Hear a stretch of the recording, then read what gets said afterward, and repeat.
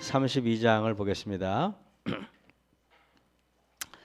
출애굽기 32장입니다.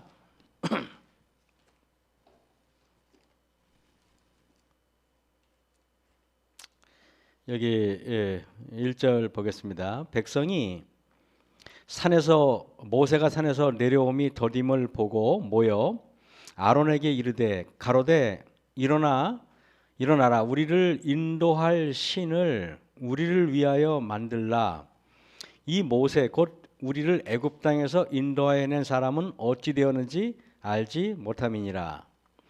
아론이 그들에게 이르되 너희 아내와 자녀의 귀에 금고리를 빼어 내게로 가져오라. 모든 백성이 그 귀에서 금고리를 빼어 아론에게로 가져오매 그랬습니다. 자, 우리가 이걸 보면서 모세가 산에서 더디 내려왔죠. 올라가서 죽었는지 살았는지 모세가 올라갈 때 언제 내려오겠다는 얘기를 안 했어요. 그죠? 하나님께서 그에게 며칠 있을 거라는 말씀을 준 적도 없고, 그리고 모세가 올라갈 때 산에는 먹을 것도 없고 마실 물도 없는데 배낭을 지고 올라갔습니까? 아니에요. 그냥 맨손으로 갔어요. 그러니까 백성들이 생각할 때 올라가서 기껏해야 길어야 2, 3일이면 내려오겠지 생각을 했을 겁니다. 뭐 일주일까지는 견뎠겠죠. 근데 일주일이 지나도 모세는 안 내려와요. 열흘이 지났겠지. 열흘이 지나도 안 내려와요. 근데 생각해야 하는 겁니다. 올라가다가 짐승에게 찢겨 죽었나? 왜냐하면 큰 산이니까요. 아니면은 하나님한테 저주를 받아서 죽었나? 뭐 별 생각이 다 됐을 겁니다. 40일이 돼도 안 내려와요. 백성들은 올라갈 엄두는 나지 않고, 그러니까 어떻게 했습니까? 모세는 죽었다고 생각한 겁니다. 그랬을 때 그들은 큰 동요가 일어났어요. 그래서 말하기를, 여러분 우리를 인도할 신을 우리를 위하여 만들라 그랬습니다. 그러면서 이분이 말하기를 이 모세 곧 우리를 애굽 땅에서 인도하여 낸 사람은 그랬습니다. 여러분, 이 사람은, 이 이스라엘 백성들은 자신들을 애굽에서 인도한 거는 하나님이 아니라 모세예요. 그들은 모세를 섬겼지 하나님을 섬긴 게 아닙니다. 그러니까 여기 봐요. 우리를 인도한 하나님이라고 해야 되는데 모세가 사라지니까 그들은 엄청 당황을 합니다. 그래서 그들은요, 자신의 손으로 무언가를 만들어요. 자신의 손으로 무언가를 만듭니다. 3절 5절을 보면은 자신들의 손으로 우상을 만들어 놓고 저 우상이 우리를 인도할 것이라고 말합니다. 그래서 여기 우리를 인도할 신이라고 1절에 딱 나와 있어요. 여러분, 우리 손으로 만든 신이 뭡니까? 이것을 한번 시편 135편을 잠깐 보겠습니다. 시편 135편을 보겠습니다. 135편 15절에 보면은요, 이런 말이 있어요. 135편 15절입니다. 열방의 우상은 은금이요 사람의 수곡물이라 그랬습니다. 사람이 손으로 만드는 게 우상이에요. 여러분, 이거를 우리는 사람들이 만든 이 우상들을 한마디로 뭐라고 말하냐면 업적이라고 얘기해요. 업적. 손으로 만든 것들을 업적이라고 얘기합니다. 그래서 사람들은 이 열방의 우상은 은금이요 사람의 수곡물이라 그랬습니다. 우리가 성취한 것 중에 여러 가지가 있죠. 우리가 열심히 공부해서 만든 게 뭐예요? 명문대학교 졸업장, 우리가 성취한 대기업 취업시험, 우리가 성취한 의대 입학과 졸업, 우리가 따놓은 의사 면허증, 우리가 성취해놓은 재산, 우리가 이뤄놓은 인맥, 이것들이 우리를 시온의 대로로 인도할 것이라고 생각합니다. 우리의 손으로 만든 업적들은 우리가 믿을 때 우리가 이것을 하나님 대신에 의지했는지 안 했는지를 어떻게 알 수 있냐 하면은 이것들이 갑자기 사라졌을 때 우리의 마음을 보면은 알 수가 있어요. 갑자기 재산이 날아가거나 갑자기 어떤 내가 이루어놓은 것들이 사라지면은 우리는 매우 당황해요. 왜냐하면은 이스라엘 백성들이 갑자기 자신들을 인도하는 대상이라고 여겼던 모세가 사라지니까 매우 당황했듯이 말입니다. 그래서 우리는 때로는 돈이 우상인지 아닌지 알려면 돈이 사라져 보면은 내가 그것이 우상이었는지 아닌지를 알 수가 있는 것입니다. 여러분, 사실은 이게 이래요. 한번 시편 135편 16절 보세요. 이 우상은요, 입이 있어도 말하지 못하며 눈이 있어도 보지 못하며 귀가 있어도 듣지 못해요. 그래서 여러분 기억나십니까? 귀가 있어도 듣지 못하는 귀를 가지고 있는 사람들은요, 하나님의 목소리가 안 들려요. 그래서 이런 사람들은요, 들을 수가 없어요. 하나님의 음성을 들을 수가 없어요. 그래가지고 예수님께서는 7교회 보낼 때 뭐라고 말했냐면, 귀 있는 자는 성령이 교회들에게 하시는 말씀을 들을지어다 그랬어요. 귀가 있어도 듣지 못하는 사람들, 우상 숭배자들이기 때문에 그런 거예요. 그리고 그 입에는 아무 기식도 없나니, 기식은 생기를 말하는 거예요. 여러분, 우상의 특징은 생기가 없어요. 예레미야 51장을 한번 볼까요? 예레미야 51장을 보면은요. 자, 우리 예레미야 51장 17절을 보시면은요, 이런 말이 있어요. 사람마다 우준하고 무식하도다. 금장색마다 자기의 만든 신상으로 인하여, 자기의 만든 신상이 바로 우리가 의지하고 있는 것들을 말하는 겁니다. 그죠? 때로는 사람과의 관계, 때로는 내가 이루는 부, 재산, 명예, 이런 것들입니다. 수치를 당하느니 이는 그 부어 만든 우상은 거짓이요, 그 속에 뭐가 없다고요? 생기가 없을 것이며. 생기가 없다 그랬어요. 여러분, 생기가 없는 게 우상의 최고 단점인데 마귀도 그걸 알아요. 생기가 없는 우상이, 마귀가 생각할 때 사람들이 생기가 없네 라고 느끼면 도망갈 것을 안단 말이에요. 그래서 계시록을 한번 13장을 잠깐 보세요, 여러분.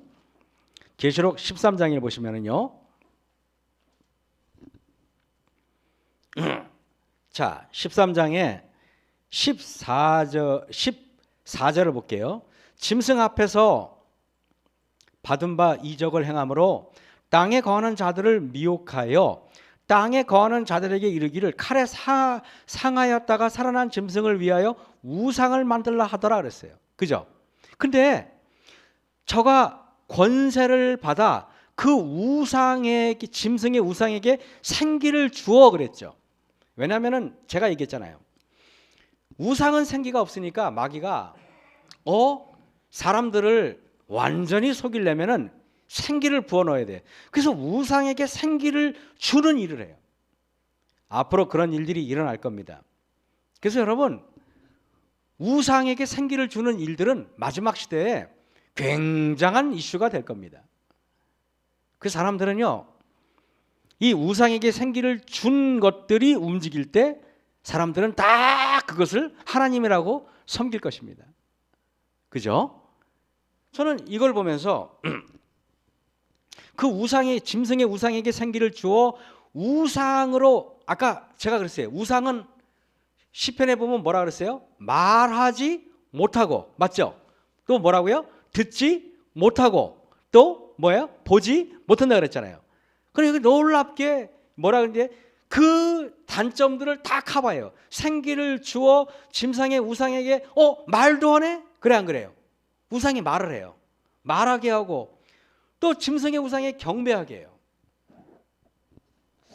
여러분, 저는 여러분에게 이 요즘 시대의 우상이 뭡니까? 라고 제가 물어보면 이거예요. 여러분, 오늘날 사람들이 있잖아요. 나에게 힘을 주는 대상이라고 느끼는 것들이 우상이에요. 나에게 번영을 준다고 생각하는 것들이 우상이에요. 나에게 풍요를 약속해 준다고 생각하는 게 우상이에요. 그거를 한마디로 말합니다. 그게 뭐죠? 라고 물어보면은 10명이 10명 다 뭐라고 말하냐면 돈이에요 이렇게 말합니다. 틀리지 않았죠? 여러분 생각해 보세요. 엄마들이 자녀들이 대학 갈 때 가장 최우선을 뒀던 게 우리 재림교회는 옛날에는요. 가장 최우선을 둔 것 중에 하나가 자식들을 목사로 키우거나 또 신학을 보내는 게 엄마들의 굉장한 바람이고 소원이었어요. 근데 지금은 신학교가 제일 인기가 없어요. 왜 그런지 아세요? 돈을 많이 못 벌기 때문에 그런 거예요. 만약에 목사들 월급을 1,000만 원씩 준다 그러면은 신학과가 아마 메어 터질 겁니다. 근데 여러분 생각해 보세요. 이제 우리 교인들이 더 이상 하나님의 목적이 아니에요. 제가 동기 목사님 중에 저희 동기 목사님인데 원주 삼위교회 갔다가 다 아시잖아요. 아이들을 구하려고 그러다가 물에 빠져 죽으신 전기선 목사님 제가 얘기하잖아요. 그래 안 그래요? 전기선 목사님은 제가 청량리교회 부목사로 갔는데 그 목사님이 청량리교회 전도사로 왔을 때 교인들이 감명을 받았나 봐요. 근데 어느 날 제가 집사님들하고 성경 공부하다가 엉뚱한 질문했어요. 제가 뭐라고 질문했는지 아세요? 청량리교회를 다녀간 목회자 중에서 어떤 분이 제일 기억에 남아요 그랬어요. 저는 당연히 기라성 같은 목사님이 많아요. 옛날에 전도할 때 어마어마했던 우필원 목사님도 거기 출신이고요. 그리고 뭐 엄보선 목사님을 비롯해서 정말 우리 대한민국의 레노라 하는 그 목사님들이 그 교회에 담임 목사로 거쳐갔어요. 그건 저는 당연히 그렇게 훌륭한 목사님들의 이름이 거명될 줄 알고 귀를 쫑긋하고 집사님들이 어떤 분들의 이름을 댈까 매우 궁금하게 들었어요. 그랬더니 집사님들이 저한테 뭐라는지 알아요 여러분? 아, 예, 얼마 전에 다녀간 전기석 전도사가 제일 기억에 남아요 그러는 거예요. 깜짝 놀랐어요. 부목사도 아니고 담임 목사도 아니고 인턴 전도사가 가장 기억에 남는다는 것입니다. 근데 다 맞아 하는데 어떤 특정한 사람의 말이 아니라 모든 사람의 이야기였어요. 제가 왜 그러냐 그랬더니 그분에게는 뭔가 하나님의 영이 흐르는 것 같대요. 그분 돌아가셨을 때잖아요 여러분. 내가 얘기했잖아요 그때 한번. 장례식을 치르는데 횡성에 있는 대성병원에서 장례식을 치렀어요. 근데 그 학생들이 대성병원이 큰 병원이 아니거든요. 학생들이요. 그 병원 주변을 동그랗게 수백 명 전교생이 다 나와가지고 대성통곡하는 거예요. 나는 세상에 그런 장례식을 처음 봤어요. 학생이 몇백 명이 울고 있어요. 여러분 그분이 어떻게 목회했는지는 그걸 보면 아는 거 아니에요? 뭐 여학생들은 아주 심하게 울고 남자애들도 막 우는 거예요. 깜짝 놀랐어요. 그래서 제가 동기 목사님이니까 우리 동기 목사들하고 포천의 재림묘지에 갔어요. 갔는데 그날이 8월 달 여름 성경학교 끝나고 나니까 여러분 8월 초순인가 그럴 거예요 아마.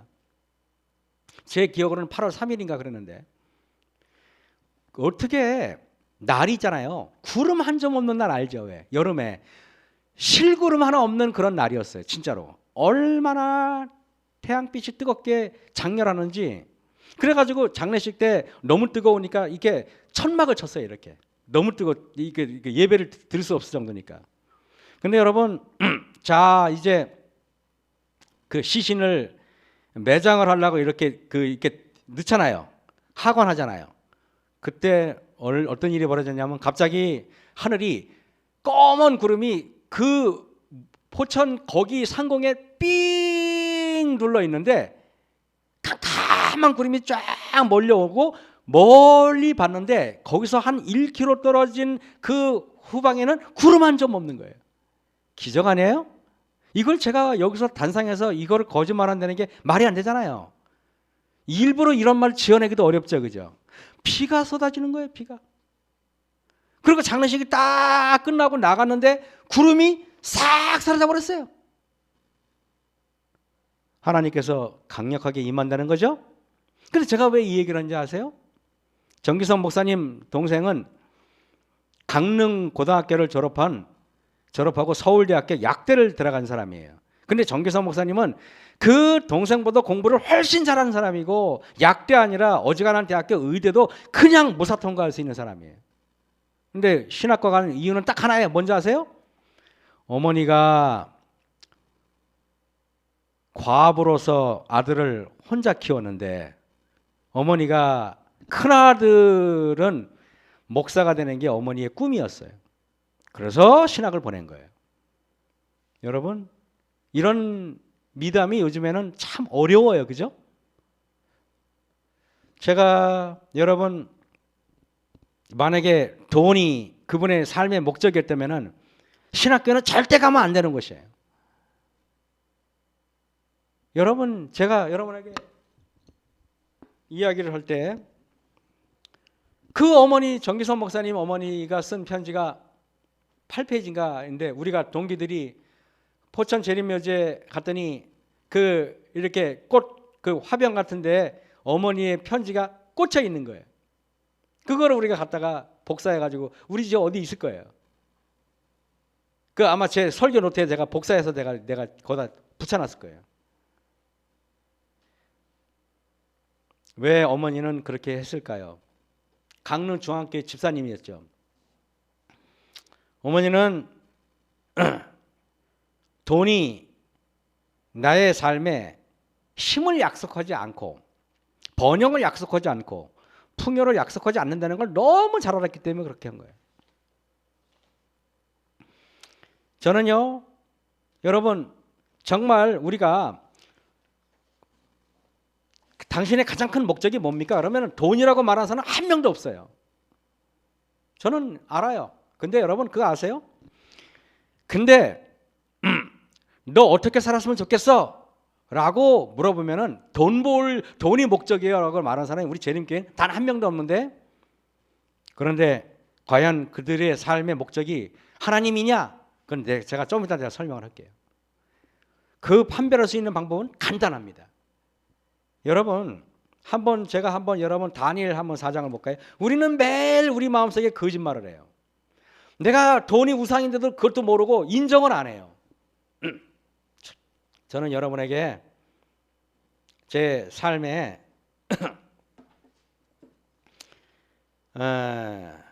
자, 우리 느부갓네살 왕의 이야기를 할게요.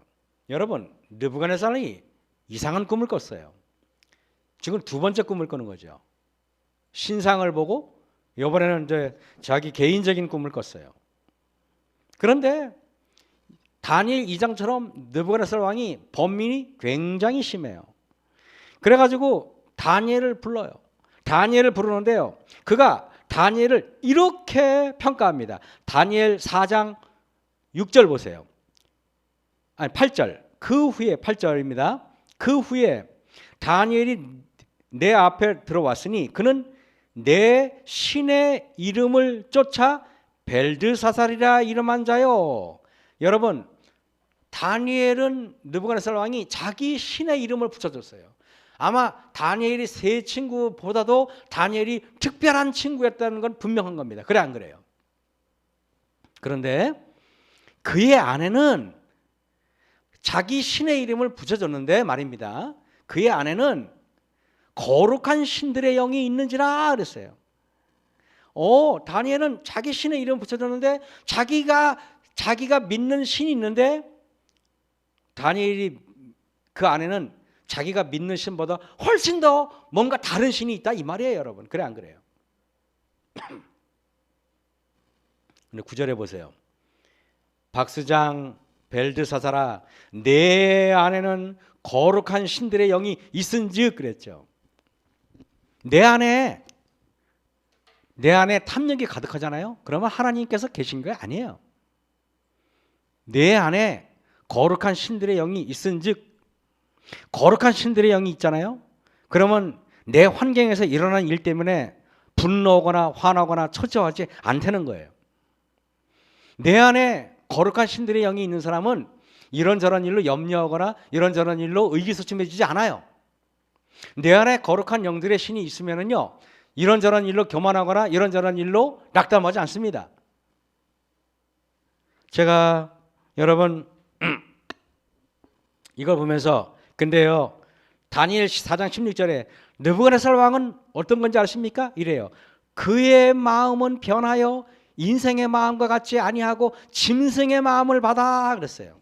내가 하나님의 영이 내 안에 주인이 아니면은 우리는 다 짐승의 마음을 받은 사람들이에요.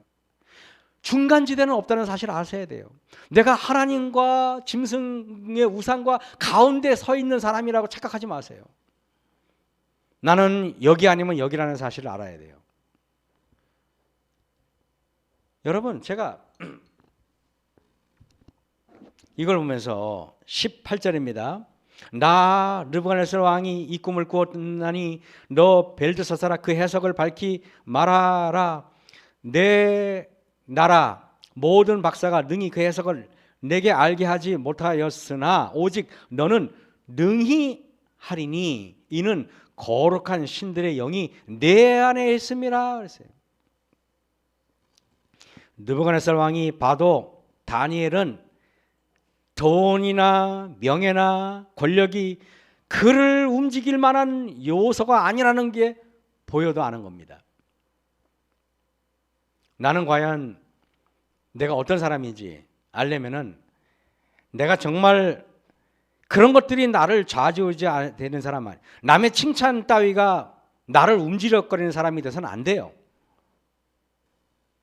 어떤 일로 인해서 내 분노의 게이지가 올라갔다 내려갔다 해서도 안 됩니다.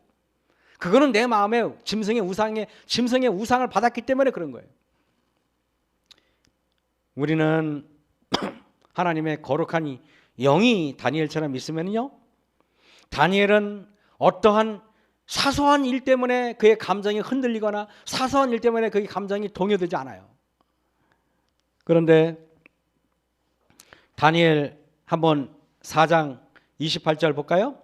짐승의 마음을 받은 다니엘은 이렇게 말해요. 이 모든 일이 나 느부갓네살 왕에게 임하였느니라. 12달이 지난 후에 내가 바벨론 궁 지붕에 거닐세 나 왕이 가로되 이 큰 바벨론은 내가 능력과 권세로 건설하여 나의 도성을 삼고 이것으로 내 위엄 내가 우상이에요. 여러분, 바벨론 성을 보니까 너무 멋져요. 자기가 이루는 업적, 그게 아까 우상이네요. 우상은 뭐라 그랬습니까? 제가 사람의 손으로 만든 것들이잖아요. 그러니 바벨론에 보니까 자기 손으로 만든 것들이 얼마나 대단해요. 그 안에는 자기가 만든 신도 거기 있고 자기가 만든 신당도 거기 있고 자기가 만든 건물도 거기 있어요. 그러니 여러분, 짐승의 마음을 받은 다니엘에게는 온통 내가 중심이 되는 거예요. 내가가 여기 보면 시험 보면 딱 7번 나와요. 여러분, 완전히 내 자신이 우상이 됐기 때문에 그런 것입니다. 그런데 여러분, 나중에 이 느부갓네살 왕이 여기 32절에 보세요. 내가 사람에게서 쫓겨났어요. 뭡니까? 내가 가지고 있는 업적, 내가 가지고 있는 모든 나의 힘, 권력, 돈, 재물 다 뺏겼죠. 그죠? 다 뺏기니까 느부갓네살 왕이 여러분 34절에 기한이 참에 나 느부갓네살이 하늘을 우러러 보았더니, 그래서 우리가 이런 일이 되기를 시작하거든 일어나 머리를 들라, 누가복음 21장의 말씀이 생각납니까? 저는 여러분들에게 여러분 하늘을 우러러 보잖아요. 하늘을 우러러 보는 사람들은 37절에 그러므로 지금 나 느부갓네살이 하늘의 왕을 찬양하며, 여러분 얼마 전까지는 나의 업적을 찬양하고 나의 모든 것들을 찬양했던 사람이 이제는 하나님을 찬양하고 찬송하고 하나님을 존경하고 하나님의 일을 다 칭송합니다.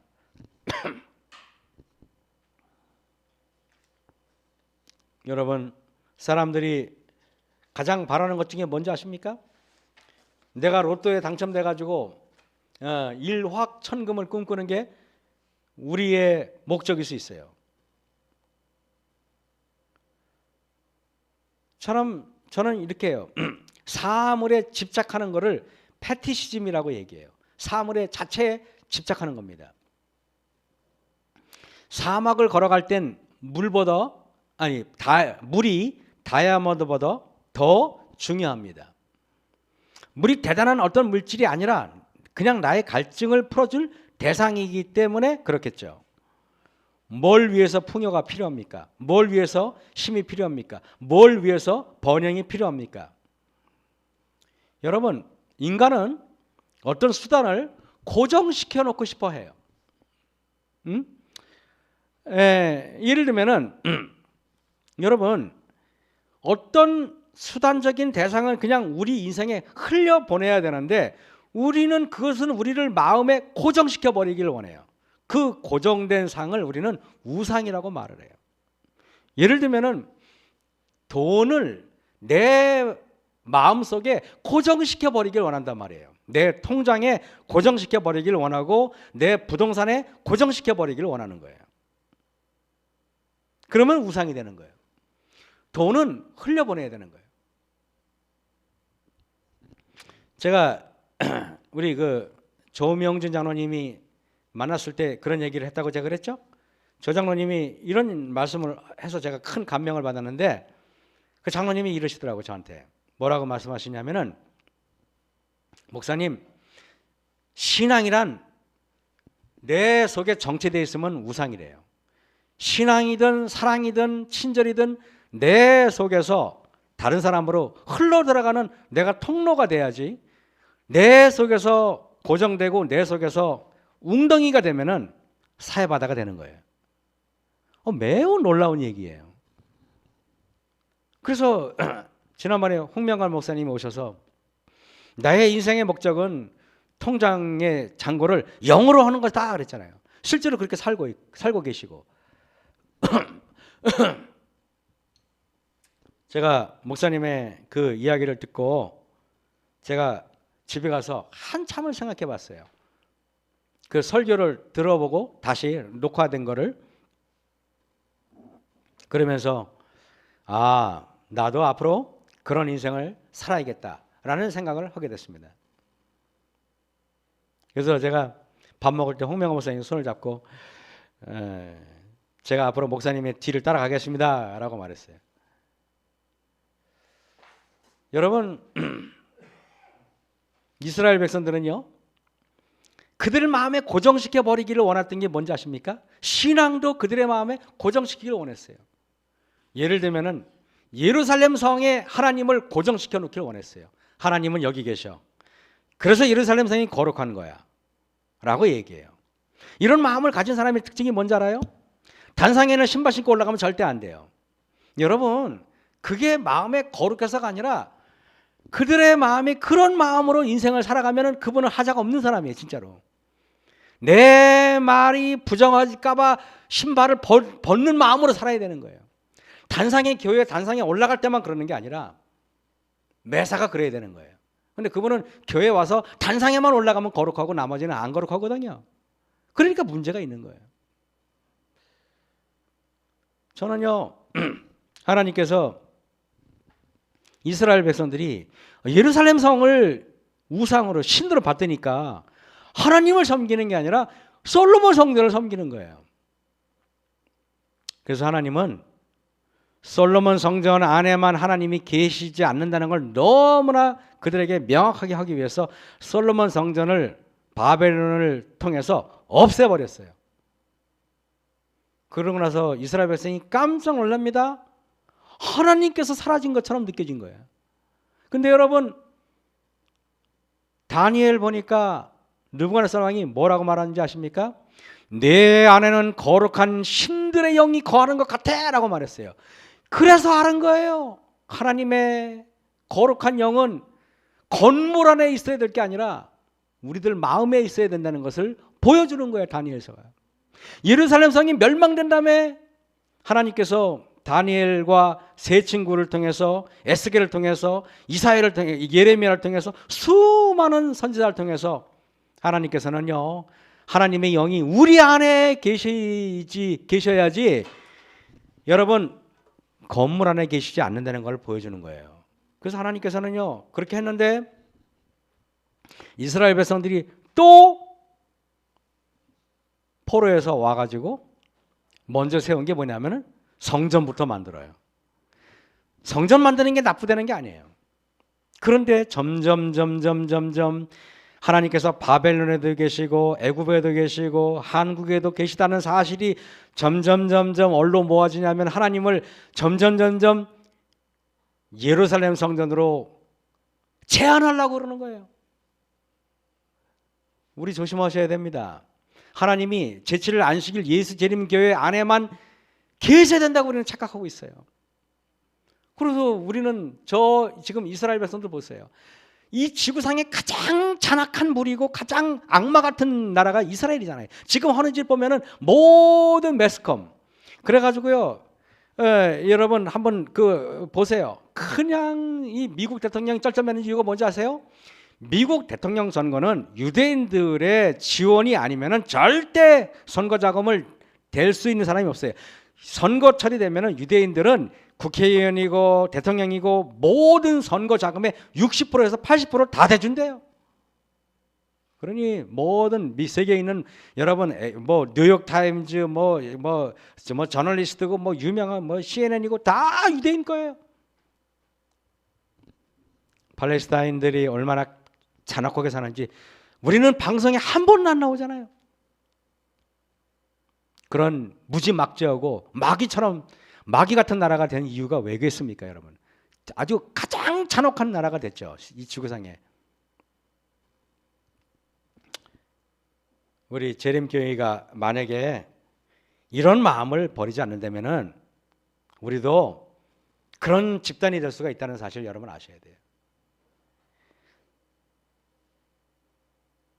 여러분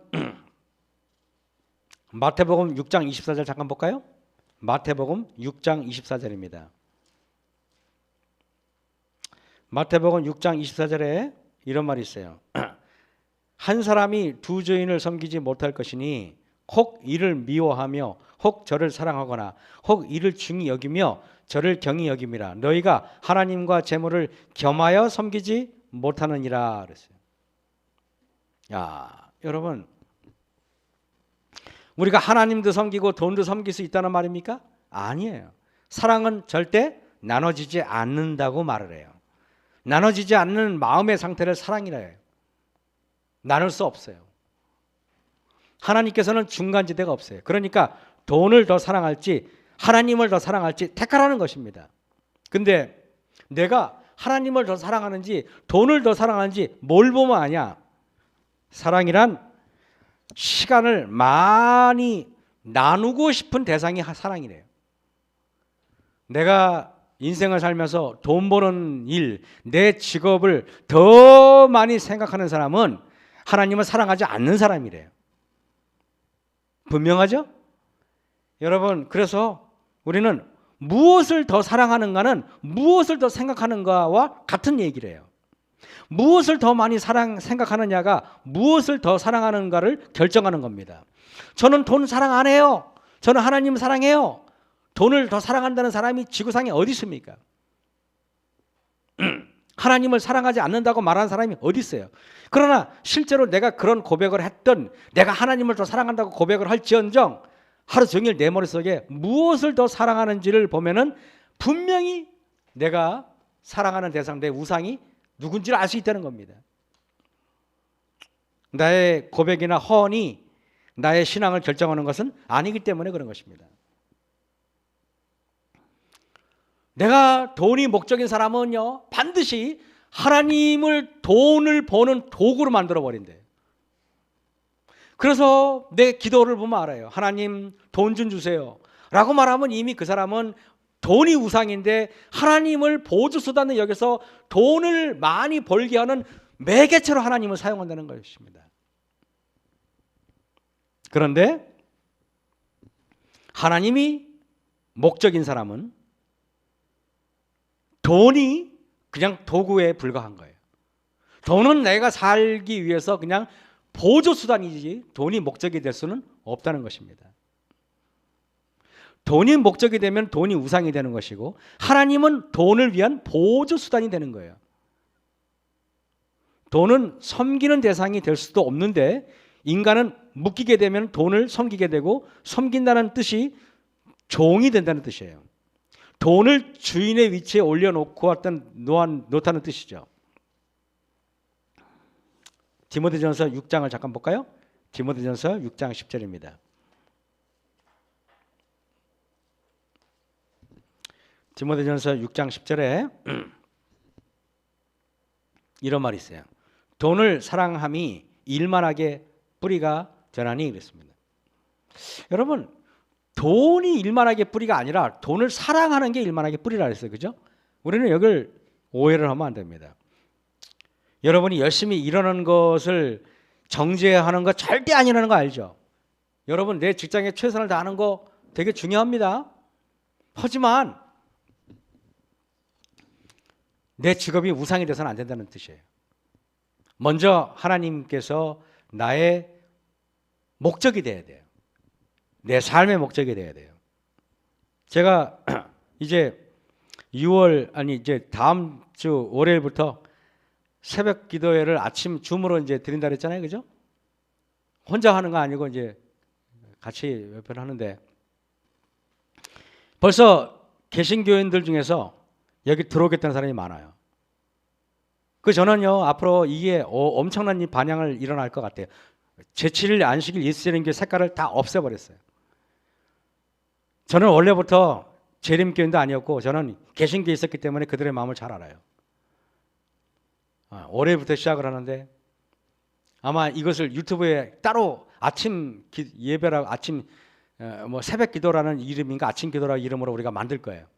이미 만들어 놨는데 잘 안 가봤어요. 제가 만드는 건 아니니까. 기대가 되고 앞으로 저희 빵집과 전도를 어떻게 연결할까 굉장히 고민을 했는데 하나님께서 그 문제를 일시에 다 해결해 줬어요. 앞으로 저희 고객은 하나님 말씀의 고객이 될 겁니다.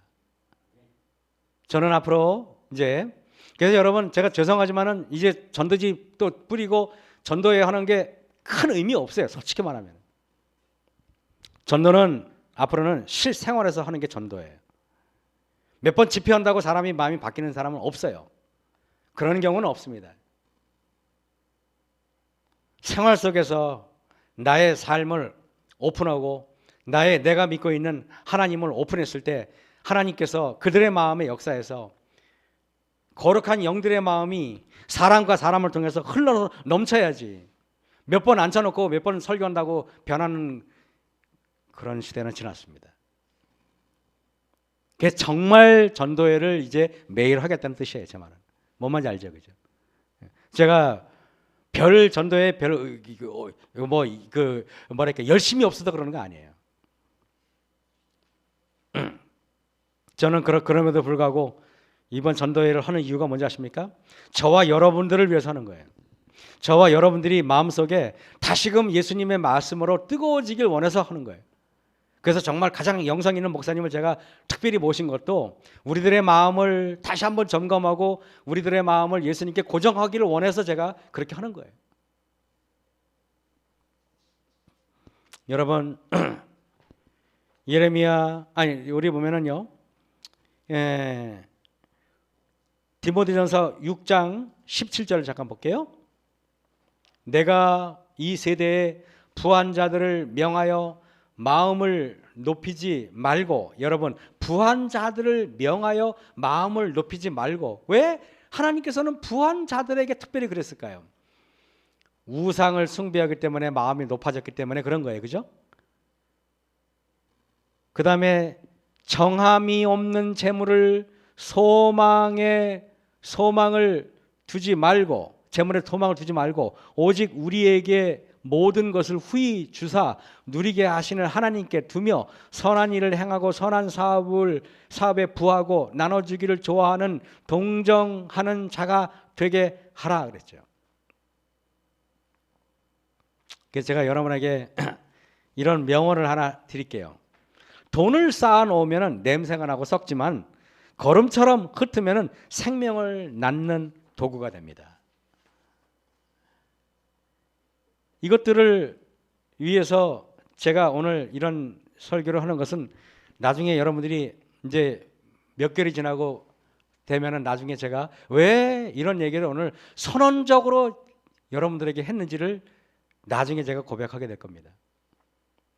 그리고 이 설교는 어쩌면은 여러분들에게 하는 설교가 아니라 제 자신에게 하는 설교입니다. 내가 마음을 하나님께 간절히 드리기 위해서, 제가 마음을 하나님께 온전히 드리기 위해서 이 설교를 준비한 겁니다. 저는 하나님께서 저 자신에게 정말 내가 이제는 세상에 있는 여러 명예나 부귀나 권력이나 사람들이 존경할 만한 것들이 나의 존경할 만한 것이 되지 않도록 기도하고 있어요. 하나님께서 기뻐하시는 것들이 나의 인생의 목표가 되어야겠다. 그죠? 겸손함, 겸비함, 그리고 다른 사람들 나보다 낮게 여기는 마음, 그리고 철저하게 자아를 비우는 마음 등등, 그런 것들이 가장 소중한 것 같아요. 아무쪼록 우리 마음속에 예수님께서, 그리고 여기 보면 뭐라 그럽니까? 정함이 없는 재물의 소망을 두지 말고 오직 우리에게 모든 것을 후히 주시는, 후히 주사 누리게 하시는 하나님께 두며 그랬어요. 여러분, 하나님이 여러분에게 금전적인 축복을 주면은 그거를 누리십시오. 어떻게 누리지 아십니까? 여행 가고 쓰고 명품 가방 사면서 누리라는 말이 아니라 어려운 사람을 도와주고 바꾸는 사람을 도와주고 가난한 사람들에게 나눠주는 그런 기쁨을 누리라는 거예요. 그런 마음을 여러분들이 진짜로 가지면은 하나님께서 여러분의 곳간을 축복해 줄 겁니다. 목사님께서 얼마 전에 그때 그런 얘기 하셨잖아요. 제가 가끔 여러분 우리 교회에 이렇게 정말 귀감이 될 만한 목사님들이나 또 손님들이 왔다 가시면은 저는 그분들의 무엇을 배울 수 있을까를 굉장히 열심히 찾습니다. 왜냐하면 모든 사람을 나의 교사로 삼아야겠다라고 여기면은 모든 사람이 귀하게 보이는 거예요. 단점을 찾을 필요는 없는 거예요. 단점 없는 사람은 어디 있겠어요, 그죠? 그게 제 모토예요. 그래서 사람이 오면은 제가 굉장히 반갑게 나가서 맞이하는 이유도 그런 마음을 가지고 있기 때문에 그러는 거예요. 하나님께서 우리 이제 옥천교회가, 저는 단언하는데 우리 교회가 정말로 영적인 에너지가 넘쳐서 사람들이 이 교회를 안 올 수 없게, 그런 아주 정말 하나님의 영이 살아있는 그런 하나님의 거룩한 영이 임재하는 그런 옥천교회가 되길 바라면서 말씀을 마치겠습니다. 자, 기도하고 마치겠습니다. 아버지 하나님, 우리가 살아계신 하나님의 영이 계시지 않으면은 우리 마음에는 어느덧 짐승의 마음이 우리를 지배하고 짐승의 거짓된 생각들이 우리를 허공에 멀리 띄워서 교만하게 하고 자만하게 하고 말할 수 없는 패역질을 일삼게 합니다. 아버지 하나님, 저희들의 마음을 붙들어 주시고 겸손과 진실됨으로만 삶을 살아가는 거룩한 백성 되게 도와주셨기만을 예수님 이름으로 감사하며 기도했사옵나이다. 아멘. 묵상으로 예배를 마치겠습니다.